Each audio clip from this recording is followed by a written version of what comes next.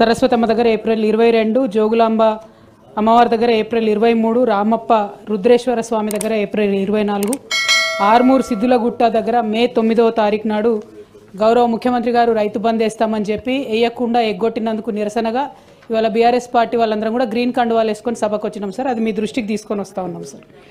అది కాకుండా ప్రశ్నకు సంబంధించి సార్ అధ్యక్ష, ఇప్పుడు రామప్ప టెంపుల్కి మనము చాలా కష్టపడి యునెస్కో రికగ్నిషన్ తెచ్చుకొని ఉన్నాం సార్. తదుపరి లిస్ట్లో ఉన్నటువంటి కుతుబ్షాహీ టూమ్స్, గోల్కొండ ఫోర్ట్, చార్మినార్ అని వారు ఇందులో మెన్షన్ చేయడం జరిగింది సార్.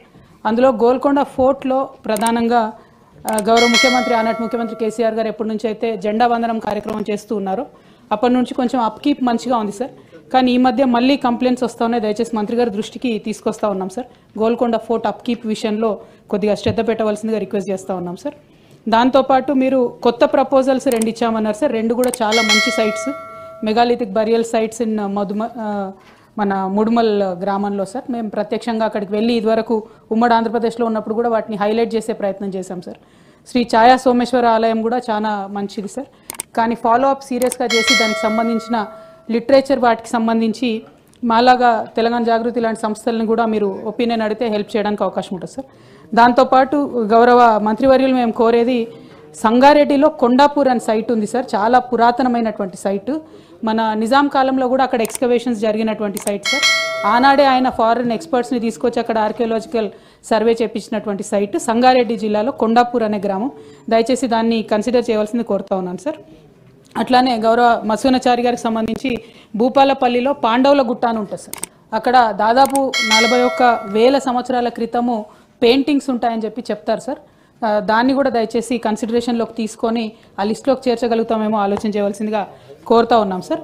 అట్లానే తెల్లాపూర్ దగ్గర తెలంగాణ అనే పేరు మీద శాసనము మేము డిస్కవర్ చేయడం జరిగింది సార్ ఆ మధ్య.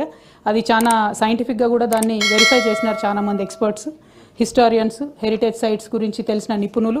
సో తెల్లాపూర్ గ్రామంలో తెలంగాణ శాసనానికి సంబంధించి ఇంక్లూడ్ చేయగలుగుతామేమో పరిశీలించవలసిందిగా కోరుతా ఉన్నాం సార్. అట్లానే కరీంనగర్లో, ఉమ్మడి కరీంనగర్ జిల్లాలో కోటిలింగాల అనే స్థలం ఉంటుంది సార్. అది బౌద్ధులకు సంబంధించినటువంటి ఆరామము. ఆ తర్వాత అక్కడ ఎల్లంపల్లి ప్రాజెక్ట్ వస్తే కూడా ఆనాటి గౌరవ ముఖ్యమంత్రి గారి ఆధ్వర్యంలో ఒక రిటైనింగ్ వాల్ కట్టుకోవడం జరిగింది సార్. సో కోటిలింగాల క్షేత్రాన్ని మనం పరిరక్షించుకున్నాం. దాన్ని ఏమన్నా కొంచెం హెరిటేజ్ సైట్గా ఆలోచన చేయగలుగుతారా చూడండి సార్.